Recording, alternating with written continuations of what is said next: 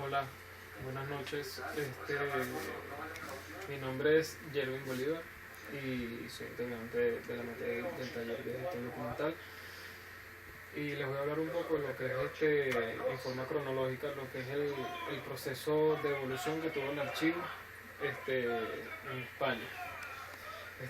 Para empezar, les hablaré de lo que es el archivo de la Corona de Aragón, ¿no? Sus inicios se sitúan con la Casa Condal de Barcelona, aunque antes del año 1000 había muy pocos archivos. Por ello se empieza a reorganizar en el siglo XII, ya que los documentos no se conservaban en un solo sitio. Se conservaban en lugares distintos y los documentos para ese entonces eran de escritura de propiedad y privilegios. Tenía acerca de 1000 escrituras recogidas más o menos. Jaime I, el conquistador, empieza la labor de recogida de documentación dispersa y empieza a crear depósitos especializados. Es allí cuando se inaugura lo que son los registros. Esta labor la continúa Jaime II, la cual de los registros del archivo de la Corona Aragón son la colección más importante de toda Europa. En el siglo XIV se nombra el primer archivero con nombre conocido. Lo que es Pedro Pasella, en 1346, que tenía una misión de cuidar y conservar la documentación, la custodia de las llaves también, y el inventario de lo que son los documentos como tal. El inventario del archivo estaba en armarios y los documentos se guardaban en sacos hechos de piel de animal. En 1384 se da el primer reglamento del archivo. Se dice cómo tiene que ser el archivero, tenía que ser escribano de la Cancillería Pública, y más o menos sus obligaciones eran reclamar la documentación perdida, registrar la documentación que le llegase de un libro foliado con índice, como lo hacemos naturalmente ahorita en la actualidad, y restaurar lo que son los documentos estropeados también. No cualquier persona, tenía acceso directo a la documentación. Para conseguir una copia es indispensable lo que era una orden real. En el siglo XV, Fernando I funda los archivos de Valencia, Aragón y Baleares. Pero el archivo de la Corona de Aragón entra en depresión en el siglo XVI porque se creó un archivo central en Castilla. En el siglo XVIII se empieza una nueva reorganización de este archivo por un informe que hace el rey Felipe V, Agustín Riol, si mal no recuerdo, ¿no? Provenía. Decía que era el mejor archivo, pero que estaba muy abandonado, y nombran un nuevo archivero y se inicia lo que es un inventario general. Se elaboran catálogos de escritura, privilegios y escrituras generales. En el siglo XIX se debe la organización actual y la recogida de nuevos fondos, sobre todo de instituciones catalanas, y se abre el archivo de la investigación. Los principales documentos eran de Cancillería, del Consejo Supremo de Aragón. Ahora bien, Juan II es el rey que tuvo un objetivo claro y decidió depositar sus papeles en el castillo de la Mota del Campo. Pero Felipe IV, destinó como posible archivo central el Alcázar de Segovia. En época de Reyes, los católicos en específico el cardenal Cisneros hizo una proposición para crear un archivo central en 1521. Y se quema en Burgos lo que es el archivo de García de la Mota, ya que no era un sitio propicio para ella. Luego se crea lo que es el archivo de Simancas, el Archivo General de España, el cual se funda el 5 de mayo de 1545. Se nombra un archivero, se nombra como archivero a un licenciado catalán, ¿no? Y se le ordena recoger lo que son los papeles, controlar las llaves, y se incluye el alcaide de Castillo de Simancas, que era responsable junto con el archivero de dicho archivo. Valga la redundancia de la palabra. Se empiezan a recibir los papeles y en 1561 nombran a Diego Ávila un experto en lo que es la materia como archivero, ¿no? Diego de Ávila era un experto en lo que era la administración y el trato de los papeles. Y es allí cuando se nombra por primera vez el principio de procedencia y más o menos las obligaciones y la titulación de lo que era el cargo como archivero para ese entonces era un secretario de su majestad. Recogía la documentación, pues, buscaba la documentación que nos enviaban, instalar los documentos adecuadamente, confeccionar inventarios y copiar lo que son los documentos. También informar sobre los documentos del archivo. En 1564 comienzan lo que son las obras de adaptación, bajo la dirección de Juan Herrera. Pero esto empezó a tener problemas porque los secretarios no querían enviar la documentación a Simancas. Y en 1633 se dan ordenanzas definitivas, aunque hubo unas anteriores en 1588. Estas dicen que el archivo debe ser un lugar seguro y su objetivo es recoger la documentación de secretarios, ministros y particulares que tengan que ver con lo que es la administración, porque para ella debía haber un archivero lo que es permanente en Simancas, en el archivo central de Simancas. Los documentos debían guardarse correctamente y si estaban en mal estado debían copiarse con un papel en buen estado y con una buena letra. Y limpiar la documentación de las polillas, cuidarla de las ratas, del polvo y hacerle como un tipo de cuidado especial, ¿no? O de protección especial. Se separa el depósito de archivos de la sala de consulta, llamada negociado. La consulta son con permiso de las instituciones que han producido la documentación y la búsqueda no se hace en presencia de los consultantes. Se establece una tasa por búsqueda y se cobra por días tardados en lo que son las búsquedas y todo eso. Obligatoriamente hay que elaborar inventarios, o la necesidad para ese entonces era de crear lo que son inventarios de los documentos que se envían con índices especiales.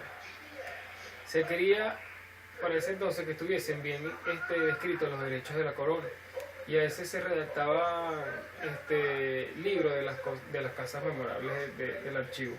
En ellos se incluían lo que son las exposiciones contra los archivos y se trabajaba de día para que no hubiese vela, y así evitar lo que son los accidentes con los documentos.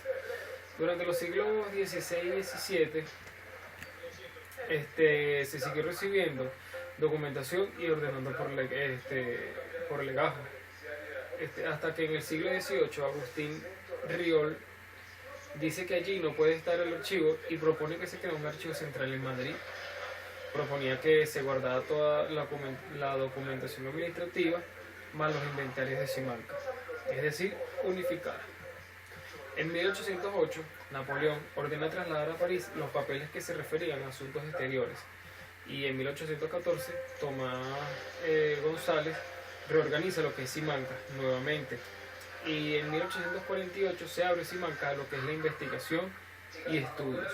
Empiezan a publicarse parte de sus índices a partir de 1914 bajo la dirección del señor Paz, y el 6 de noviembre de 1942 se devuelve la documentación de los franceses, y desde 1992 se ha empezado a informatizar. El término informatizar. La informática está montada bajo los mismos supuestos que el archivo de Indias en Sevilla, y todos los inventarios están bajo una base de datos desde la cual se puede acceder a todos los documentos. En Simancas hay una sección, lo que es facticia, que reúne documentos de distintas procedencias. En Simancas se llama Patronato Real, formado por documentos de especial interés para lo que es la corona como tal. En el archivo de Simancas está la documentación de los consejos, la documentación de Hacienda, relaciones y política exterior y documentación de lo que era el Patronato Real. Simancas tiene acerca de 28 secciones distintas y era muy tradicional en su organización.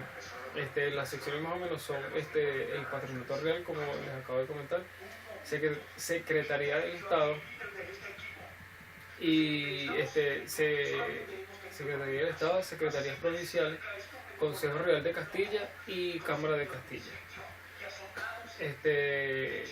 Patronato Eclesiástico y Gracia y Justicia. También estaba el registro de lo que era el del sello, Casa Real, obras y bosques. Se conserva el archivo de la Secretaría, se conserva el archivo como tal de la Secretaría del Archivo. Peticiones, resultados de las búsquedas, documentación general por la organización y hoja del archivo, expedientes de las investigaciones y e inventarios antiguos, perdón. Ahora bien, el archivo de Indias es un ejemplo del archivo de la Ilustración, un archivo estatal y un archivo montado para la investigación. El Archivo General de India es sin duda el centro de documentación más importante para los estudiosos de la historia de América o de los países de habla hispana, ¿no? Su origen se remonta a lo que es al año 1785, cuando fue creado con el objeto de guardar toda la documentación referente a Indias. ¿Indias por qué? Por las etnias descubiertas por Cristóbal Colón. El núcleo principal de sus colecciones tiene origen en el Archivo General de Simancas, que guardaba hasta el momento toda la documentación relacionada con América, que fue trasladada desde allí a Sevilla.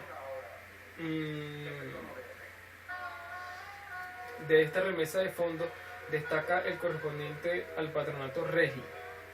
También se trasladaron los documentos provenientes de la Casa de Contratación de Sevilla también. Y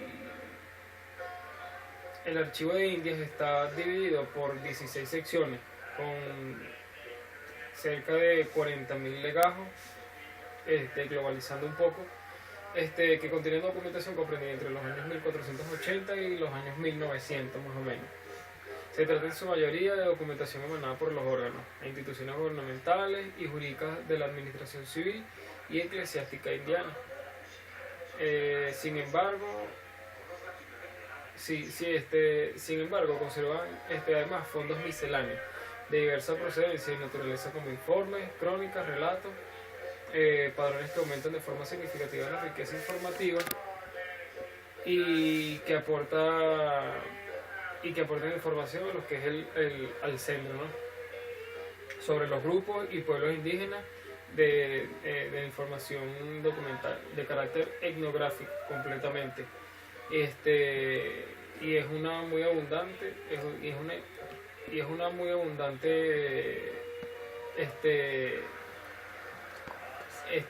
información documental, y está localizada en su mayoría por series, pues.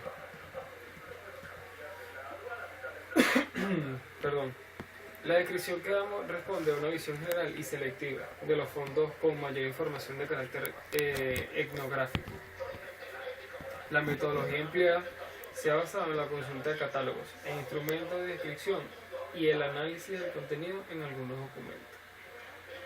Para determinar el tipo de información proporcionado por ellos, el Archivo de Indias nace en la segunda mitad del siglo XVIII y nace como respuesta a lo que son las historias que se están redactando sobre los descubrimientos de América, como dije anteriormente. Había documentación de las Indias en Simancas, en Madrid y Sevilla, y propone la idea de un archivo especializado en Indias, y el 22 de septiembre de 1781 se da la orden de su fundación. La sede que se elige es Sevilla. Se escoge la antigua lonja de contratación y se crea un equipo de expertos para trabajar con los documentos. Uno de estos archiveros, Gregorio Fuentes, si mal no recuerdo, y 4 oficiales de archivos y un superintendente para lo que era el traslado de lo que son todos los documentos a ellos, ¿no? Perdón. En 1786 se aprueban las ordenanzas para la organización del archivo. Son más avanzadas que las de Simancas, ¿no? Obviamente, y afectan en algunos aspectos. Se habla de las obligaciones de los empleados y la coordinación de documentos y los inventarios que se realizaban para aquel entonces. El principio de procedencia lo consideran básico para lo que es el funcionamiento del archivo, y por primera vez se da el cuadro de clasificación en donde todos los papeles van clasificados por virreinatos. Sí, por virreinatos. Obligan a redactar índices alfabéticos de personas, de lugares y de los títulos. Los archiveros tienen que hacer los archiveros tenían que hacer copia de los documentos, certificaciones y buscar los papeles hacer estudios e investigaciones. Se regularizó las visitas que se hacían para el archivo y obligatoriamente tenía que haber una biblioteca auxiliar cerca en el área. Las principales secciones en lo que es en el archivo son patronato, Contaduría General de lo que es el Consejo de Indias, el Fondo Consejo de Indias y la Secretaría del Juzgado de Arribadas. El Archivo Histórico Nacional se crea para recoger lo que eran los documentos procedentes de la desamortización. El antecedente era la Junta Superior Directiva de Archivos, que se crea el 5 de noviembre de 1847 y preparó un trabajo que preparó el trabajo, y en 1866 se crea como tal lo que ya es el Archivo Histórico Nacional. Su objetivo era recoger lo que eran los documentos desamortizados, y el Ministerio de Fomento era el encargado de trasladar estos documentos a Madrid y se reunían para ponerlos a disposición de los investigadores. Primero estuvo en la Real Academia de la Historia y el director para ese momento era Tomás Muñoz Romero, es un experto medievalista. En sus primeros 30 años se recogió poca documentación y en 1896 se trasladaron a la planta baja de la Biblioteca Nacional, el cual llega archivos de órdenes militares, Universidad Complutense, Consejo de Estado, Cámara de Castilla y documentos de Cuba junto a las haciendas. Para concluir lo que es este proceso histórico de lo que es el archivo en España, hay que tomar en cuenta que desde el principio de la historia, lo que es el conservar la información era prescindible, ¿no? Para aquel entonces, obvio que no teníamos lo que lo que son las técnicas y los procedimientos que son ahorita, pero sin embargo, en esta cronología, como les estoy explicando, sea lo que es el principio de procedencia, el tratamiento de lo que son a los expedientes o al documento en realidad, y el cuadro de clasificación, ¿no? Todo esto a través de estudios e investigaciones ha venido perfeccionándose y con el tiempo lo que tenemos ahorita. Pero cabe destacar e ir un poco más allá de lo que es el ahora, y el irnos un poco hacia atrás en lo que es el tiempo. Me parece muy importante el archivo de Indias, ¿no? Porque es uno de los archivos en el cual se conserva lo que es los soportes de las etnias de la habla hispana en lo que es América Latina como tal, y cómo conserva y cómo se mantiene y cómo se preserva lo que es esa documentación. Como le dije, España, uno de los países más importantes en el cual se conservan, en el cual tienen la conservación de los documentos.